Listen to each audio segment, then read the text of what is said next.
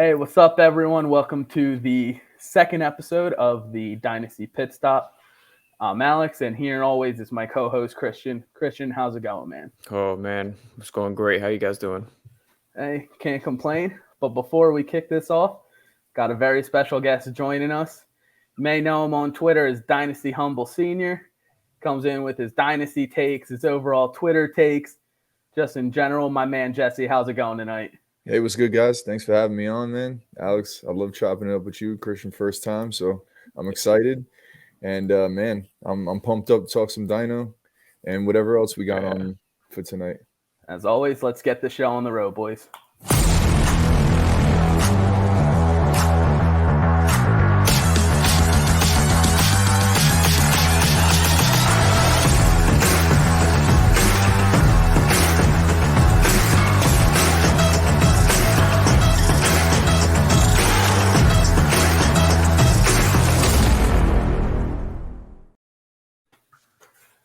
Alrighty, like we said, it's the Dynasty Pit Stop.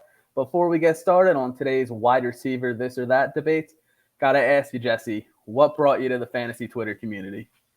Oh, dude, dude, my personal Twitter was just like I was just messing around with it, and then I started getting into the Dynasty stuff with polls and stuff, and then I think you remember me and you met through a poll actually when I took over that orphan. And yeah, man, I just wanted to get into Dynasty. I noticed that it was kind of trending, and then I turned my personal page into a Dynasty page, and it was just all systems go. That was about maybe 2 years ago now.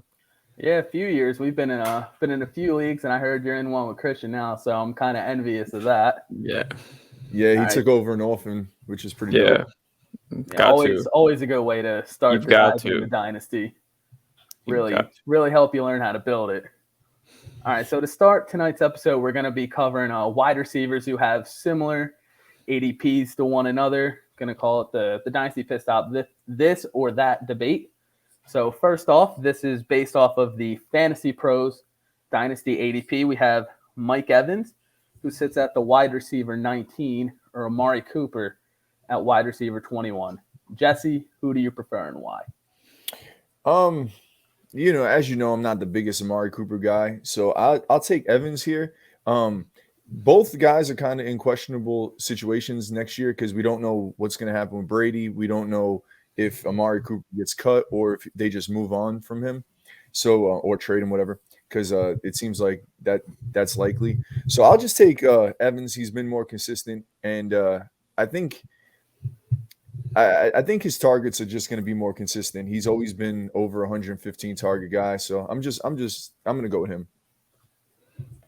It's a very good point. Got that stable floor there, to say the least. 1,000 yards every year since he's been in the league. All right, Cristian, what's your take on it? Who do you prefer? Well, you said that thing about not knowing about Brady, but I don't know. Not too long ago, I saw a tweet of him leaning towards retirement, so that's kind of iffy. But I mean, I lean Mike Evans solely because of the consistency. I mean, Amari Cooper, he's a really good receiver, but the thing is, he doesn't dominate the field like he should be.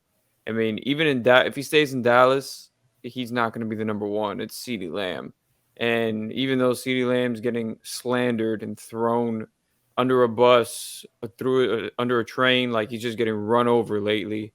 I mean, he's still the number one there. And Mike Evans has had 1,000 yards every single season he's been in the league.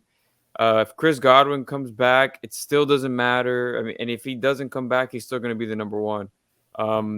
So I heavily actually lean Mike Evans because of that. It's like you lock him into your lineup, and I mean, whether you're contending, whether you're rebuilding, it's just such a strong staple, and he's been that consistently. So you can't really go wrong with him.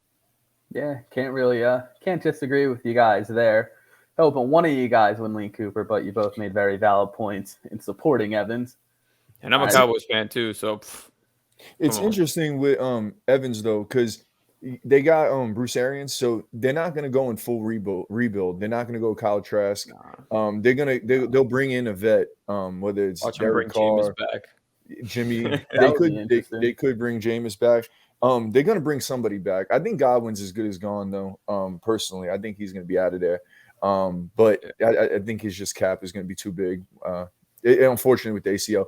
But yeah, man, I think they're not gonna rebuild. So they're gonna they're gonna get some plug and play quarterback in there. Yeah. So I'll take him over Cooper. Cooper had a pretty down year this year, actually. Well, he also dealt with like COVID, and I think he always has those minor injuries too. It's tough. It's tough. I mean, like he's good when he's out there. It's just there are so many weapons on that Dallas offense. It's like they spread the ball around so much. It's hard to trust him, you know. Yeah, he saw at least 4 guys see 80+ targets, so it's one of those balls going to be distributed a lot. Yeah. So definitely go with Evans with the safer floor. I agree with you guys there. All right, so this one there, 2 of my guys. You got DJ Moore, who sits at wide receiver 14 in their ADP, versus Deontay Johnson, who's wide receiver 16. Cristian, this or that, who do you like? I'm easily taking DJ Moore, and it could be a questionable decision just because they brought in that elite offensive coordinator Bob McAdoo to run that Carolina offense now. But what people forget is that in his first 2 seasons with the Giants as offensive coordinator, those were Odell Beckham's 2 best years of his career, his rookie year and his sophomore year. And I mean, they made it a point. I have here the Giants offense produced almost 280 yards through the air each game. That's what they were averaging. And then averaging nearly 12 yards per pass attempt. I mean, that's over 2,700 yards for Odell Beckham those 2 years. So you can tell McAdoo makes it a point to target that prime option on that offense. And, CMC is going to be coming back, so it might open up more of that offense for him. But, I mean, DJ Moore has just been, like Mike Evans, just the epitome of consistency, especially when it comes to yards. The touchdowns aren't always there. He had 4 touchdowns this past year again, but that to still be able to get over 1,000 yards each year. And then Deontay Johnson is great. Don't get me wrong, but his play was perfect for current Big Ben in that dump off here and there, play close to the line of scrimmage and just let him create plays. And who knows what they're going to do now at quarterback, whether it's Mason Rudolph, Dwayne Haskins, somebody in the draft or a free agent, they're going to air the ball out. They're not going to, because they're going to play. They got to be playing for something. Like they got to prove themselves. So I think the big benefactor in that offense is actually going to be Chase Claypool. So I lean DJ Moore here. Jesse, how about you? Are you a fellow DJ Moore? See, like I want to love DJ Moore, but I do actually like DJ Moore quite a bit, and I think I'm gonna go Deontay Johnson here though. And I slightly disagree with Cristian a little bit because if he's QB friendly, right? He's averaged 10 yards per catch. He's basically like a short intermediate guy, and I think that's a safe player for whatever quarterback they do bring in there. I mean, hopefully it's not Mason Rudolph and or Dwayne Haskins. If it's one of those two, it's DJ Moore in a landslide. But it's also you pick 2 interesting guys because they're similar ADP, but they're also in similar kind of situations. We don't know who the quarterback is for either team, so it's kind of hard with this or that. With when there's a lot of questions in play, they're both really good dynasty assets. They're both young. They both have top 10 upside, and I don't think we've seen either one of their ceilings yet. So I would say Deontay just in a slight edge because I think his role is safer, but you can't go wrong with either one of these guys, man. It's a tough one, and I think both these guys are kind of trade targets because I know Alex was targeting Deontay in a lot of the leagues that me and him are in, and I think that's a really good strategy because of the question marks that I just named. But you can maybe get him on a little bit of a cheaper side, not a lot. People ain't gonna just give that guy away, but so I would just lean him a little bit, but. Well, if you believe in the contract year narrative, DJ Moore's in a contract year this year, so he's automatically going to go off. He's going to have like 1,400 yards. He's going to have like 8 touchdowns. I'm telling you, DJ Moore, Carolina, especially now if Brady has retired, now that Sean Payton's gone too, the NFC South is wide open. And so I feel like Carolina's about to sell the farm and just go after a big quarterback and just finally – just take over that division. I mean, Matt Rule's fighting for his job. Like Yeah. I mean, like they've got to do something. So Same I mean, thing with the if GM. that's the case, yeah, exactly. I mean that organization, like they keep trying to just put band-aids in that quarterback position. They tried bringing back Cam Newton. Cam Newton definitely wasn't the answer. They even rolled out PJ Walker. Clearly, I mean, come on. And then Sam Darnold, yeah, that man was still seeing ghosts in a different city. I mean, to me, it's a no-brainer. I'm a big DJ Moore fan, so yeah. Alex, I'm interested to see where you're gonna go because I think these are like your two like it's like picking which child you like better. So I'm very interested to see where you're gonna go on this one. I gotta go with the guy who's had 1,100 yards each of the last 3 years, going into his age 25 year. But don't get me wrong, they're back to back for me. They're my wide receivers 7 and 8. I'm a little higher than the consensus. So, like you said, it's literally picking which child you love more. And the answer, I don't have to make that choice because I have both of them on most of my rosters, which is very fortunate for me. All right, so we hit Mike Evans and Amari Cooper, went 2 veterans who have a safe floor. Then went DJ Moore and Deontay Johnson, who realistically can finish anywhere in the top 5 or 15 to the 20 range this upcoming season. Now we have 2 of the more polarizing veterans with 0 safety moving forward in all sense of the words. We got Michael Thomas sitting at wide receiver 29 and Odell Beckham Jr. sitting at wide receiver 38. Jesse, which aging veteran do you trust more in 2022? See, if I have one fatal flaw, it's loyalty, and I've always been a big Odell Beckham Jr. fan. I always liked him. I like his play. I think he's like his on-field stuff is a little overblown because I really think he's a mega talented dude, and I just think like it was more Baker than I think it was him, and that situation was kind of crappy. So I don't trust Michael Thomas at all. I don't think he wants to do it. I don't think he loves it.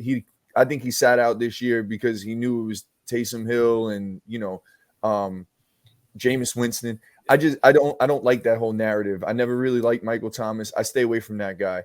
So I'll take Beckham, and I've been hearing whispers that KC is going to be going after him. He's showing a lot right now with the Rams. He's showing that he still can ball out. He's showing that he can still make plays. I mean, he's catching touchdowns in the end zone. He's a red zone threat. And I think if you put him with the right situation, because I've been hearing the Chargers might link to him. If you put him it could be all systems go. We don't know what Michael Thomas is. We haven't seen him in 2 years? Has it been 2 years since we've seen Michael Thomas? Almost, give me the guy who I at least seen. And I know he could at least play at this high level. And I'll take Beckham pretty easily. I think he's lower in the ADP also from the notes that you had sent. But I'll take him. Yeah, he's sitting at 38 compared to Thomas at 29. Yeah, see, I would absolutely take him.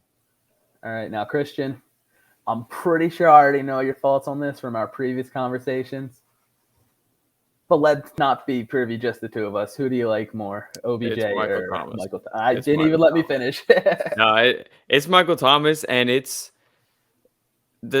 not going to be on the Saints next year. They're going to restructure that deal. They've got to get under the cap. They're like, what, $70-something million over the cap? He's gone. They're going to restructure that deal. He's going to be gone. Like you said, Jesse, he did not want to play there this year. There was something. As soon as Drew Brees retired, and he waited until like a month before training camp started to get that second surgery that he knew he needed.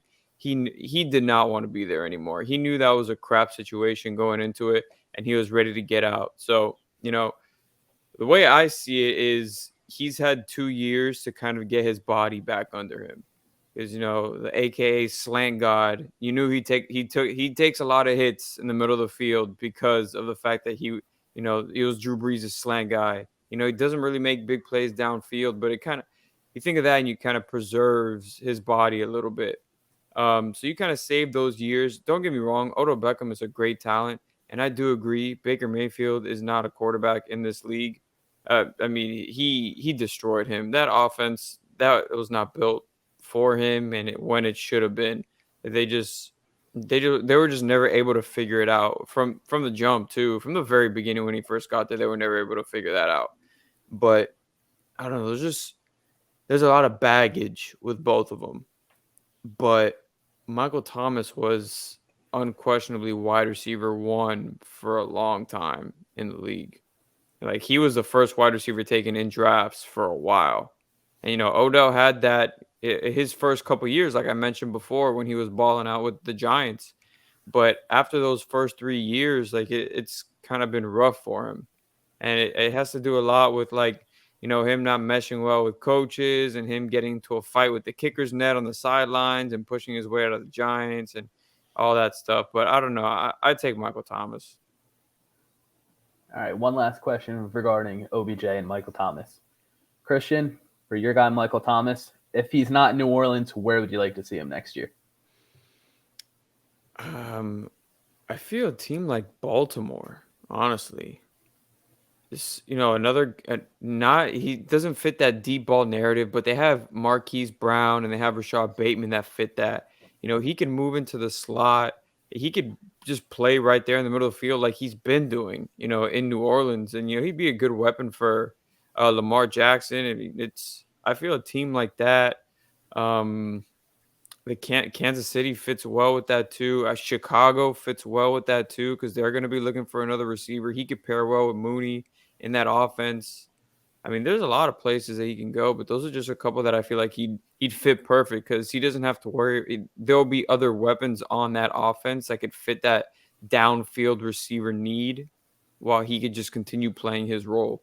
The thing is with Michael Thomas, though, he hasn't been good since 2019. Dude, that is basically 3 seasons. I mean, well, he hasn't played since 2019, so of course he hasn't been good. That's not true, though. He played 2020. He played 7 games. I'm looking at right now. And he had 430 yards, no touchdowns.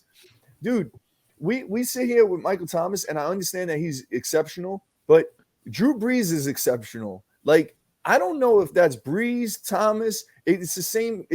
They go hand in hand. I want to see what he is. And he quit, bro. He quit. He quit. He didn't even talk about coming back this year. I'm telling you, that's the guy I'm completely out on. I respect people wanting him, and he can go to a better situation. I don't know. If he goes to Baltimore, I'm so out on him because Bateman, Andrews, Hollywood with Lambjack, I don't see it. But he's an interesting guy. I just don't trust it. And it's amazing that he's even wide receiver 29. That's mind blowing to me because I wouldn't touch that guy at what. You want to go back to 2020 when Odell Beckham played 14 games compared to his 7, and Odell only had 100 more receiving yards than him. We could talk about, but what has Odell done lately? He has like 5 touchdowns in what? He had 5 touchdowns in 5 straight games. 5 straight games. Thomas hasn't played. Right. That's exactly my point. But you can't compare that then. How can you not? Because he's hurt. He's not playing. But you go back to 2020 and it's 7 games against 14 games and it's identical numbers. We talked about that though. Like at least with OBJ, we've seen him show something in right now. He's literally playing this weekend. He's gonna play this weekend in a real NFL game in NFL shape. So I'll take that guy. I don't know what type of shape I haven't even seen Michael Thomas's name on Twitter. He hasn't posted a video. I don't know where that guy is. But Alex, I'd love to see what you have to say. I'm sure you'll pick. I have no idea actually. No, he's going Odell. Yeah, I already. I'm going Odell. I made a move. I traded for him in a few leagues. As soon as he got cut, I'm like Odell Beckham Sr., Executive of the Year. Let me go trade for Odell. Get him on the cheap. So Jesse, before we wrap this shindig up, where would you like to see OBJ land? Dude, I mean, Kansas City would be phenomenal. LA, the Chargers would be phenomenal. I wouldn't mind if he stayed with the Rams, to be completely honest with you. I think it kind of caps his ceiling a little bit with playing with the Rams. They've got a lot of weapons in that team. Because Robert Woods is going to be coming back too. I mean, Akers is going to be year 3. Right. Akers is going to be a big part of that with offense. I like Van Jefferson. Yeah, Van Jefferson too. I mean, honestly, whoever goes to the Chargers is going to be a guy who shoots up my boards because I don't think they keep Mike Williams. They may. I don't. They declined his 5th-year option, if my memory is correct. And so I don't know if they re-sign him. But whoever they bring in, if it is OBJ, if it is, whoever, I like that landing spot. But if OBJ is linked to Kansas City, yeah, I'm gonna go with him. So many people have been linked to Kansas City, though. For sure. Allen Robinson, Juju, and yeah. I mean, like I feel like if Juju went to Kansas City, if he ends up there, man, that'll revive him. He turned down that deal. He had a contract 1 year, $8 million, I think it was, with Kansas City, and he turned it down. That was so but foolish. he went back to the same team. Yeah, no, it was stupid because he also could have gone to Baltimore. But he went. It's not like he went to then like a different team. Now he went back to the same team that drafted him and whatnot. And that Big Ben that team was done for from the beginning. Ben was really bad. Yeah. All right. Last question for both of you guys. Unrelated to debate. Love the debate so far. It's been a great start to the series for it. Jesse, who is your way too early my guy for 2022? Yeah, Jaylen Waddle, man. I really want him in every single league. This might be like he might be too much of a riser for this answer, but when you said that, he was the name I initially thought of. I was actually on the Fantasy Addicts podcast, and we were talking about Waddle quite a bit and how they completely misused him, like from what his profile says he is.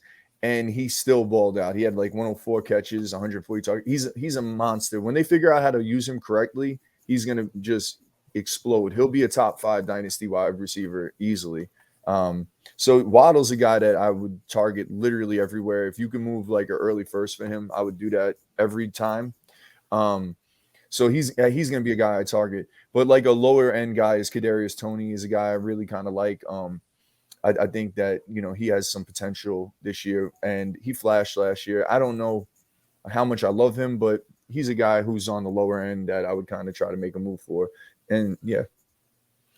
Especially with Brian Dable now. Yeah. Officially, that is. Yeah, it could be a good little fit for him. All right, fellas. Jesse, we appreciate you coming on tonight.